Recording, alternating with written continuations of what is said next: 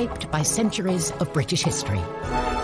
From state occasions to grand weddings, every aspect of their lives is governed by traditions. For the nation, they provide spectacular moments.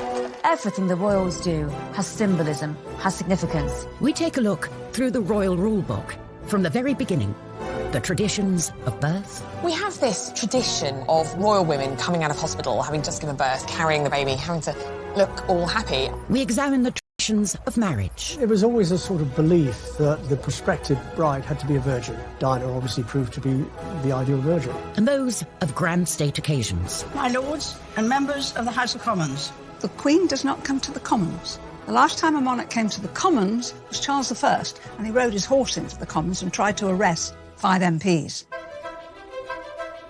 We meet the photographer who spent decades covering royal traditions. I was actually witnessing history in the making, no question about that. And we shine a light on the modern royals who are shaking up the system by doing things their way. I loved that Meghan came out and really showed her post-bump. We reveal the moment Obama got it horribly wrong. You can see Her Majesty sort of look at President Obama as if to say, oh my gosh, what are you doing? And the incredible letters from Princess Margaret to Parliament when she nearly caused a crisis by breaking tradition.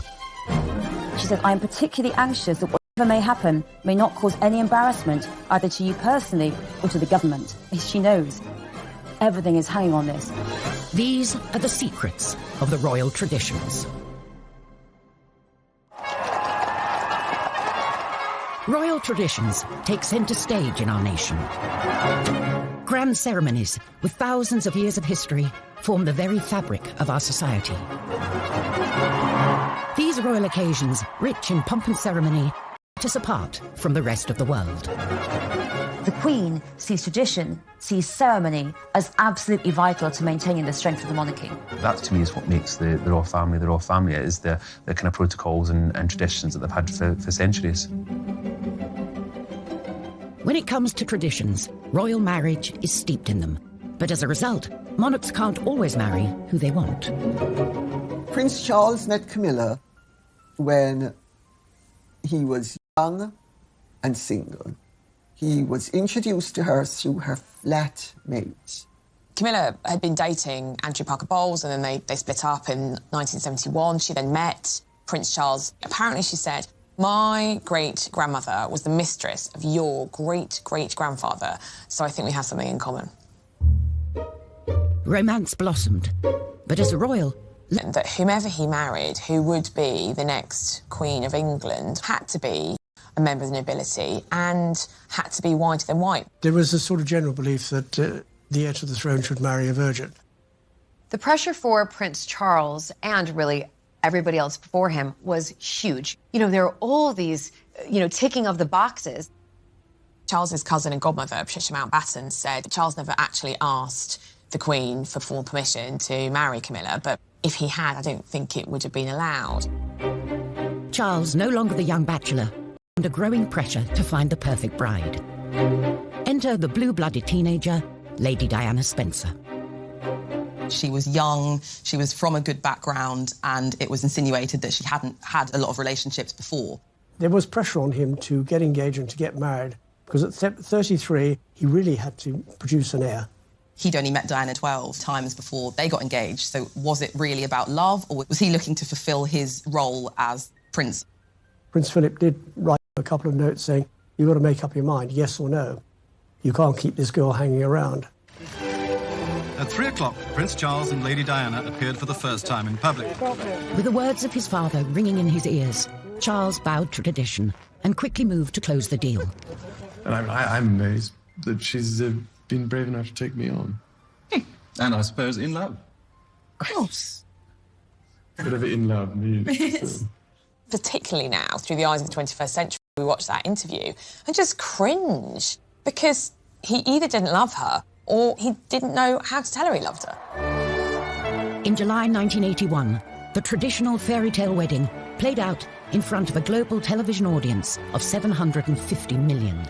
But both, in fact, had reservations. A couple of days previously, Diana had had supper with her sisters, And she said, I don't think I can do it. I don't think I can go through with it. And one of them said, bad luck, Dutch. The nickname for Diana, bad luck, Dutch. Your face is on the tea towel now. You've got to do it. And she already at that point thought that Charles had a mistress in Camilla Parker Bowles, and of course, she was right. Tradition, which brought the two of them together, was not enough to save the marriage, which ended in separation in 1992 and finally came to a close in 1996 with divorce. The traditional way of doing things just didn't work. If Charles had been allowed to sort of pursue who he wanted and marry who he wanted, it would have saved Diana a lot of heartbreak, and it would have saved the whole family a lot of heartbreak. Coming up, the very special christening gown, passed down through every royal generation for over a century. The Honiton lace christening gown is the most wonderful symbol of royal tradition. And discover how Princess... Yes, she can marry him. That's fine. But she must lose her title and she will lose her position.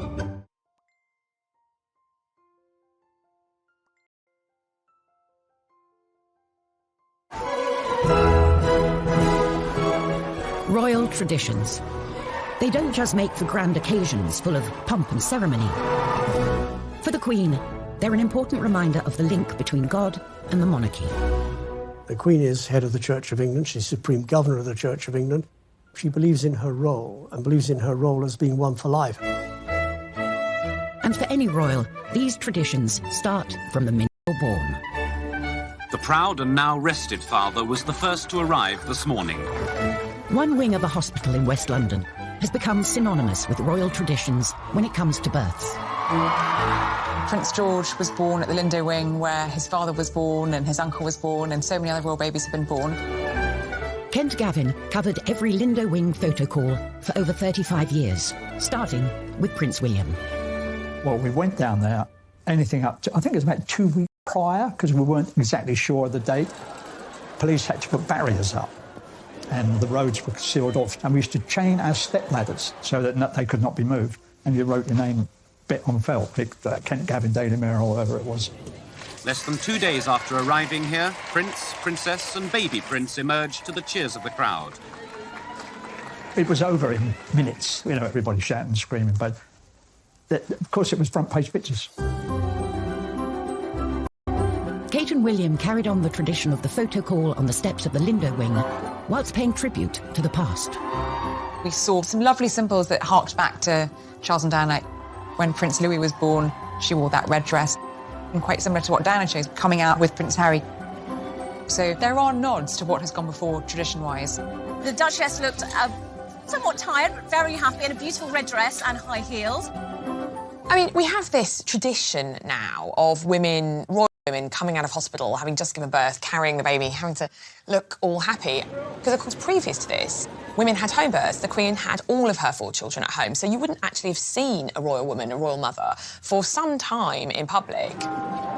Newcomer to the family, Meghan, decided this was a custom she would sidestep. Meghan didn't want it at all. I mean, she's changed the rule book totally.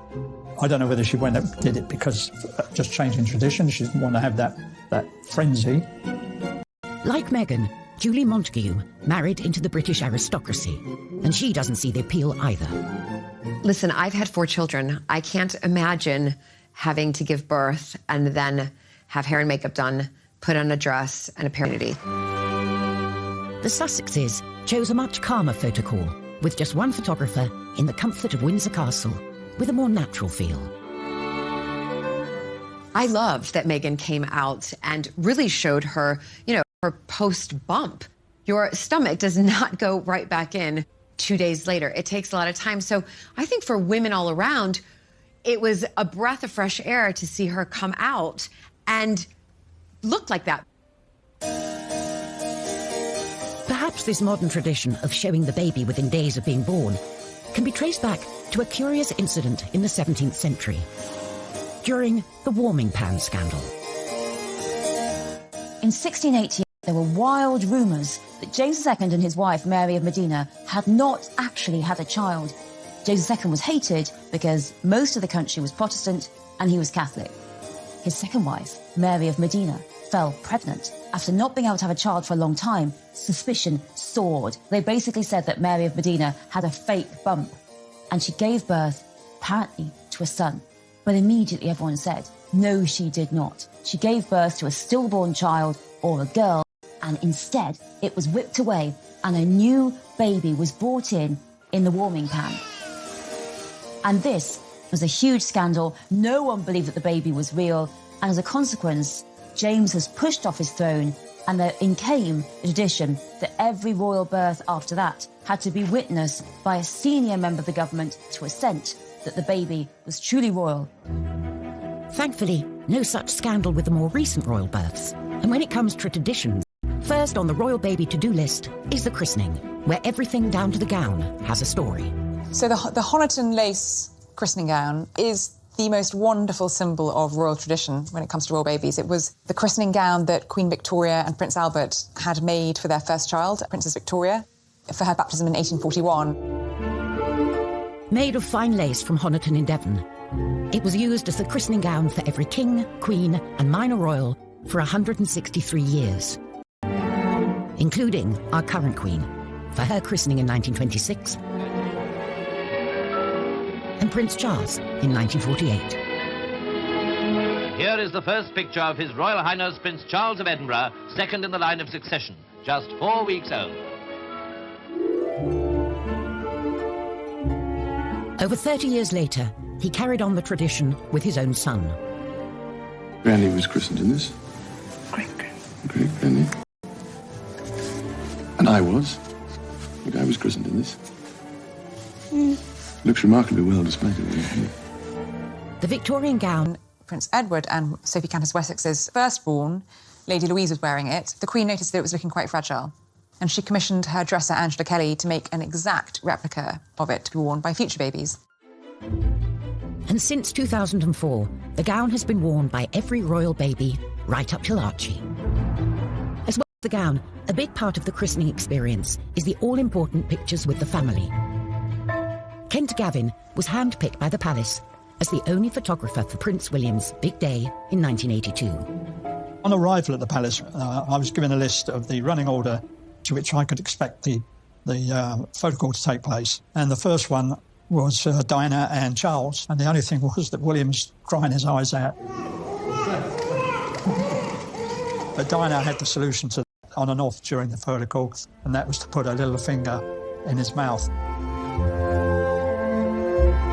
About 3 minutes had taken place before that picture was taken because of William hollering and hooting. But then, as it was like military clockwork, the Queen came out, Philip, Queen Mother, just sat down perfectly posed. It had all been organised and rehearsed for us. But it was William who was stealing the show, obviously, because of his crying. And normally we would have been present for those sort of pictures. This particular picture was the one that most of us ran on the front page. Many years later, William requested a copy of that picture, to which I sent him, and he sent me a very nice letter in reply. That was the last picture on the actual running order. And I walked across to the Queen. I said, "Excuse me, ma'am, but there is one very important picture missing, and that is the Queen Mother, the oldest and the youngest." And she went, goodness me, how we missed that, And she called out, "Mother, Mother," and she sat down there. Diana handed William over, and that magic, yes, wonderful picture. And of course the Queen was very grateful as well. She has a whole set of all of these pictures. Royal babies aren't just born into the Windsor family, but into an institution with hundreds of years of strict traditions. In the 1950s, a princess hell-bent on breaking with tradition rocked the establishment when she fell in love with the wrong man. When Princess Margaret was a young woman, she fell hopelessly in love with a member of the household, the equerry to her father, Group Captain Peter Townsend. He'd been a war hero, he was handsome, he was charming, but he was divorced. In 1953, Townsend proposed to the 22-year-old Margaret. But by law, as a member of the royal family under 25, Margaret needed the Queen was forced to make very difficult decisions with her own sister. As head of the church, the Queen felt she couldn't sanction the marriage. She asked Margaret to wait for 2 years, as at 25, the matter would then be up to Parliament. They knew that there was every likelihood that if they bought time, they might be able to sabotage Margaret's relationship with Townsend. But years later, the tradition-breaking couple are still together, and the relationship becomes a constitutional issue. Kate Williams is at the National Archives with files relating to the case, which remain top secret for 50 years. Princess Margaret's 25th birthday really begins this panic and this crisis in government. This letter is amazing. It's written by Margaret on August the 15th from Balmoral, about a week before she turns 25. She's writing to the Prime Minister and she says, I'm going to tell you of any personal plans for the next few months. She says, I am particularly anxious that whatever may happen may not cause any embarrassment either to you personally or to the government. She knows everything is hanging on this. My birthday on August the 21st, it will encourage every sort of speculation about the possibility of my marrying Group Captain Peter Townsend. She says, I'm not going to see him over my birthday, but in October, I shall go to London. It is only by seeing him in this way that I feel I can properly decide whether I can marry him or not. The Queen knows I'm writing to you, but no one else does. This is a secret letter from Princess Margaret to the Prime Minister saying, this is what's going to happen. With the threat of this possible marriage very real, the government sprung into action. This letter is from the Cabinet Secretary, Norman Brooke, and it's written the day after her birthday, and it is advising the Prime Minister on what to do next. And he's saying, I am quite clear that this is not a matter for the Prime Minister alone, and crucially, it's not just the British government, it has to be the other Commonwealth governments. They all have to be consulted, and they all have to agree. With the seemingly impossible task of gaining Commonwealth consensus, the government set harsh conditions for Margaret. They say to her that yes, she can marry him, that's fine, but she must lose her title and she will lose her position on the civil list. So with absolutely no money or no status whatsoever, she really will be completely excluded. For Margaret, just 25, the cost of what she would lose by breaking with tradition was just too much. I would like it to be known that I have decided not to marry Group Captain Peter Townsend. For a princess, love is not straightforward in the 1950s. It becomes about politics, about religion, and about society itself. These days, divorce is no longer a reason for royals not to marry. For however, are still full of traditions. And the Victorians are responsible for a fair few. Queen Victoria chose to wear a white wedding dress, a tradition that has passed down through the generations. Up until then, royals and indeed commoners generally tended to wear coloured dressings. And the couple chose to have a wedding cake which had a topper on it with figurines of the bride and groom. There's a traditional role for the bouquet too. Their eldest daughter set another tradition when she picked some myrtle from Osborne House for her wedding bouquet. And again, it's something we've seen with both William and Kate and Harry and Meghan. The Queen Mother started her own tradition when she put her wedding bouquet on the grave of the unknown soldier in Westminster Abbey. Obviously, she lost her brother in World War I, so she was probably thinking of him. Traditionally, the royals marry in abbeys and cathedrals, like St. Paul's or Westminster. Charles and Camilla were forced to choose a more humble venue. Both Charles and Camilla wanted to have a civil service at Windsor Castle, but they were slightly dismayed to find out that if they had been granted a wedding licence by the local council, that means anyone could apply and get married at Windsor Castle for the next year. So they scrapped that. And it would mean that we had the heir to the throne getting married in a local registry office in Windsor with, before him, Mr. and Mrs. Smith, and after him, Joe Bloggs and Kathleen from down the road. There's one tradition the nation and the world looks forward to at any royal wedding.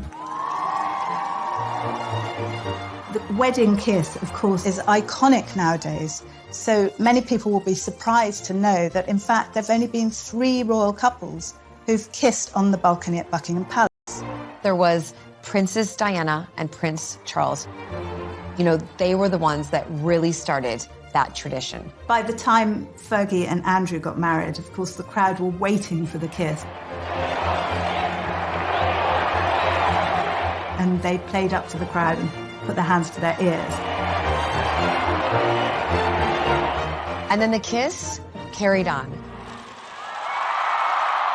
Coming up, how the Queen's traditional meetings with her prime ministers were not always ones she enjoyed. Famously, she liked John Major.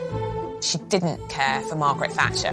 How the traditional method of royal execution went horribly wrong. So her head falls out of his grasp, drops onto the floor, rolls along. I mean, it's just horrific.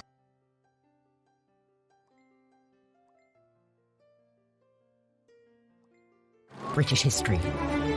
For 67 years, she's been front and centre at every ceremonial event, from trooping the colour to state opening of Parliament. If the Queen were a stick of rock and you cut it through, you would read duty written on her insides. As head of state, it's the Queen who has to give final sign-off before any act of Parliament can become law. And every year since 1952, she's travelled to Westminster to read out the legislation of her government, missing the event just twice, when she was pregnant with Prince Andrew and then Edward. State opening of Parliament, it's absolutely full of tradition, but each of the traditions means something. So, for example, the Queen does not come to the Commons. The Queen is not allowed in the Commons. She's only allowed in the House of Lords. The Commons is for the Commons. It's for the elected parliamentarians, and the Lords is for the appointed parliamentarians. My Lord, pray be seated. Blackrod the messenger walks down to the Commons, and the doors are shut in his face. He bangs 3 times on the doors. The Commons are summoned. MPs file into the Lords to hear the Queen give a speech outlining the agenda for the coming Parliament. Except for one MP, that is. Well, one of the traditions is that an MP is held hostage at Buckingham Palace. In order to make sure that the Queen gets back, one of the members of Parliament is taken hostage the night before and is not returned to Parliament until Her Majesty is safely away from there. Probably usually an MP that the government don't like anyway. While the words are read out by the Queen, they're written by the government. My Lords and members of the House of Commons. When you're in government, the night before the state opening, you are invited to a buffet supper at number 10. And then the speech is read out so that you know what's in it. There are no surprises. My government will legislate in the interests of everyone in our country. Like all traditions, the ceremonies acted out in Parliament are a reminder of an uneasy past between the monarchy and government. You go back to the 1640s during the time of the Civil War and Charles I's interference with Parliament. He interfered all the time, and Parliament didn't like being interfered with, which is why they chopped his head off. Historically, axe was the traditional method to get rid of a king or queen. And 60 years before Charles I, his grandmother, Mary Queen of Scots, had one of the most grisly executions of all. You'd think, as a royal, that if you had to be executed, it would be done in a very official and perfect way, but not for Mary Queen of Scots. So clumsy. First go, he just bashes the back of her head, and she's heard to groan. The second go, the head's still attached. Finally, at the third go, he gets the head off. He holds up the head to shout, "God save the Queen" by the hair, but Mary is wearing a wig, so her head falls out of his grasp, drops onto the floor, rolls along. I mean, it's just horrific. The spectators in this public execution are shocked and horrified. What a dreadful, horrible public execution for this woman who had been known as one of the most beautiful queens in the world. Thankfully, the monarchy is on a more stable footing these days. And as head of state, the Queen carries out her duty by regularly checking in with her Prime Minister. The Queen traditionally meets with the Prime Minister weekly for an audience, tends to be on a Wednesday. They meet for between half an hour and an hour. The idea is that the monarch is briefed on what's happened in Cabinet from the Prime Minister's viewpoint. The Queen's had a business relationship with her Prime Ministers, but there's some that she's liked more than others. She was very fond of Harold Wilson. She was very fond of Jim Callaghan. Famously, she liked John Major. She quite liked David Cameron. She didn't care for Margaret Thatcher. Margaret was hugely deferential. She adored the monarchy and would be almost kind of crawling, which irritates a strong personality, doesn't it? And Margaret Thatcher may also have rubbed the Queen the wrong way when, in 1982, she took the salute from the armed forces, a role usually reserved for the Queen. Margaret wouldn't have done anything deliberately to insult the Queen. Oh, no. Margaret was very traditional and would have deferred immediately. So there's obviously been a breakdown of communication somewhere that actually that's the Queen's job. On the other hand, she did rather do this a little bit in her later years.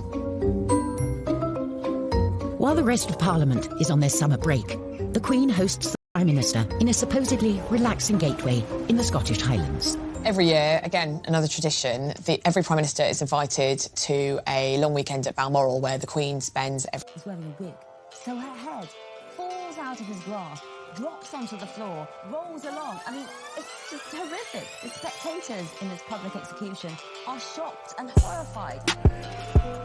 What a dreadful, horrible public execution for this woman who had been known as one of the most beautiful queens in the world. Thankfully, the monarchy is on a more stable footing these days. And as head of state, the Queen carries out her duty by regularly checking in with her Prime Minister. On Wednesday, they meet for between half an hour and an hour. The idea is that the monarch is briefed on what's happened in the cabinet from the Prime Minister's viewpoint.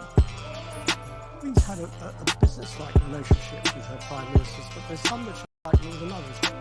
She was very fond of Harold Wilson. She was very fond of Jim Callaghan. Famously, she liked John Major. She quite liked David Cameron. She didn't care for Margaret Thatcher. Margaret was hugely deferential. She adored the monarchy and would be almost kind of crawling, which irritates a strong personality, doesn't it? And Margaret Thatcher may also have rubbed the Queen the wrong way when, in 1982, she took the salute from the armed forces, a role usually reserved for the Queen. Margaret wouldn't have done anything deliberately to insult the Queen. Margaret was very traditional and would have deferred immediately. So there's obviously been a breakdown of communication somewhere that actually that's the Queen's job. On the other hand, she did rather do this in her later years. While the rest of Parliament is on their summer break, the Queen hosts the Prime Minister in a supposedly relaxing gateway in the Scottish Highlands. Every year, again, another tradition, every Prime Minister is invited to a long weekend at Balmoral where the Queen spends... The sitting Prime Minister of the day will very often go up for a long weekend with their husband or wife and spend time with the Queen out there. Tony Blair and Cherie hated it. Cherie talks of being really embarrassed about the servants at Balmoral unpacking all of your bags and you're putting all your clothes away. And I think she famously said that she didn't want to pack contraception because she was so worried about them seeing it in her bags. And I think that's where their youngest son, Leo, was conceived. You know, there's a wonderful story about Tony Blair, the first time he was really talking to Prince Charles as he was Prime Minister. And I was saying, oh, what do you want us to call you? And Charles just looked down his nose at him and said, you call me Sir. From garden parties to public engagements, between them, the royals meet thousands of subjects every year. Protocol helps ease the encounters and avoid awkward moments for either side. Etiquette and protocol is important for the royal family because it tells people what to do. With the Queen, you would say, Your Majesty, followed by Ma'am, and yes, it's Ma'am as in ham, not Ma'am as in farm. And with any other member of the royal family, it would be Your Royal Highness, followed by Sir or Ma'am. If you're a British subject lucky enough to meet the Queen, you're expected to bow if you're a man and curtsy if you're a woman. Now, for men, it is not a bow from the waist at the end, like you would do at the end of a stage show. Now, for ladies, you would do a curtsy. You keep your hands by the side, as straight back, one foot behind the other, and just a gentle bob at the knees. You don't need to do a terribly deep, grand court curtsy, like Theresa May or Margaret Thatcher did. Totally fine 80 to 100 years ago, but today, just a small curtsy will do. We need to show the monarchy some respect. So when Her Majesty has finished interacting with us, if we are the ones leaving the conversation, we don't show our back. We don't just go, yeah, bye, and walk off like so. Instead, you take a few steps backwards before turning and walking away, trying not to show your back. Sometimes, even world leaders get protocol wrong. as President Obama demonstrated when he spoke over the national anthem during an embarrassing moment in 2011. To Her Majesty, the Queen. So President Obama has asked everyone to stand up. So far, so good. He says the words, Her Majesty the Queen. That's all he needs to say. Remember, it's a toast, not a speech. And then, just in that slight pause, To the vitality of the special relationship. the musicians start playing God Save the Queen. You can see Her Majesty sort of look at President Obama. To this blessed plot, this earth, this realm. And then Her Majesty herself breaks protocol. She actually interrupts the national anthem. The Queen. And says, oh, that was very kind, thank you. So she deliberately breaks with the etiquette in order to be more well-mannered. For the monarchy, a break with protocol is rare, but occasionally it attracts people who are rule breakers keen on shaking up the system. Princess Diana was kind of the ultimate royal rule breaker, really, because she dragged the royal family kicking and screaming into the 20th century. She definitely helped transform the monarchy, and I think the royal family we've got today, especially through our boys, is very much through her influence. The Broderick ward of the Middlesex Hospital is the only specially designed AIDS ward in Britain. It was how she engaged in her charity work, which was perhaps the biggest departure. She was really the first royal we saw in public hugging children, putting children on her lap. When we did the HIV/AIDS campaign, we were tackling serious misunderstanding and prejudice. We had a disease that was rampant and that was killing people in a horrible way and for which there was no cure. She came, she sat on the bed to somebody who was dying of AIDS, she held their hand, and it made a difference. It really did. But this break with tradition came at a cost. By opening up more to the press and the public, she grew more vulnerable to the darker side of... A couple of weeks ago, and I got into a taxi, and two paparazzi pulled up at the lights. One got off the back of the bike, undid the cab door, and she fell into the well of the cab. And he said, this person, raise your head, I've got a mortgage to pay. She was in tears when she related that story to me. I just felt for her. Behind the scenes, the monarchy wasn't happy with the change Diana was bringing. She was viewed by many within the institution as someone who was shaking things up too much. We wanted something a bit more safe, a bit more homespun. And she said, no, these are the things that need attention. These are the things that need to be talked about. It wasn't just how the royal family operated that Diana changed. She also changed the traditional way in which royals dress. Designer Jacques Azaguri played a vital role in moving Diana away from traditional royal dress and transforming her into one of the biggest fashion icons on the planet.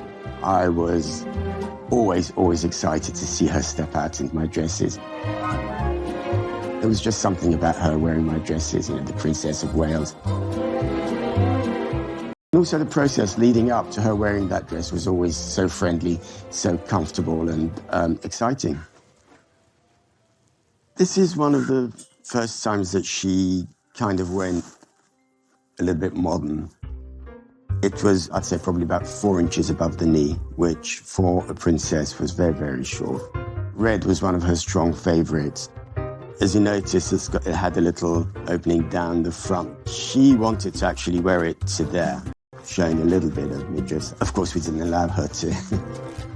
Another famous dress Diana wore during an important night in 1995, where she smashed a vengeful fist through every conceivable royal protocol.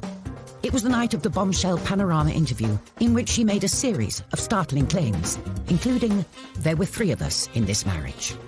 She called me actually 2-3 nights before the interview was going to go live, and she says, I need a dress. I've done an interview. I haven't said anything wrong, and I'd like to wear something really stunning and sexy.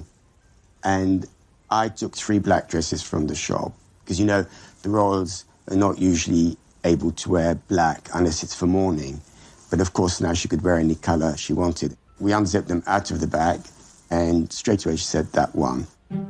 And she wore this, attending. And again, the décolleté on here was very low for the time. Her birthday was coming up in July, and that's where we come to the birthday dress here. She was meant to be wearing another dress for the Tate centenary, but I think, as a thank you to me, she actually wore this dress. This was Diana on her 36th birthday.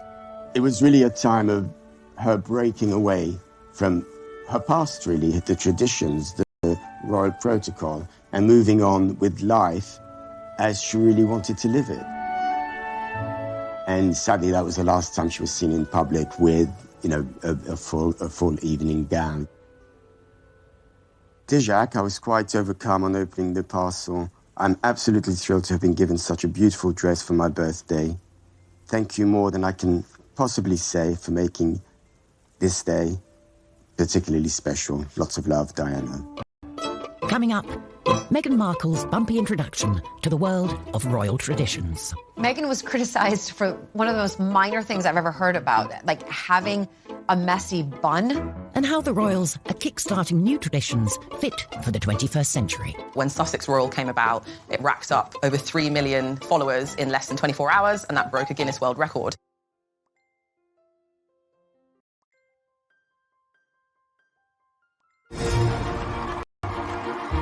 The British monarchy.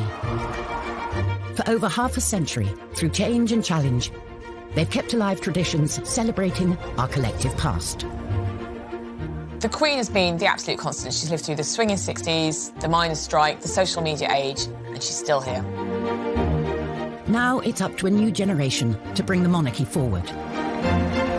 Meghan Markle is one of the most talked about modern royals. Since her introduction to the royal family in 2016, the headlines have been full of stories of her breaking traditions. Listen, Meghan comes from California, you know, sort of really the land of the free. And then all of a sudden having to move over to this country, marry into the royal family. There's a lot of rules and really regulations that she has to follow. It must be a real shock for Meghan because she was this independent Hollywood actress doing what she wanted, essentially. And now something as innocuous as her closing a car door headlines around the world. She's closed her own door. Oh, my God. Meghan was criticized for one of the most minor things I've ever heard about, like having a messy bun. I mean, honestly, please find something else, because I actually thought that messy bun was really cool.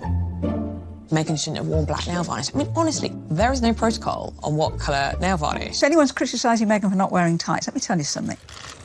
Sarah Ferguson, Duchess of York, didn't wear tights.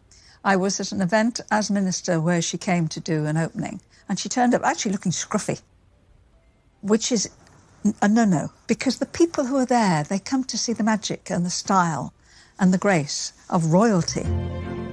Kate, who stuck to the traditions rulebook, received the opposite criticism from Meghan when she was labelled robotic.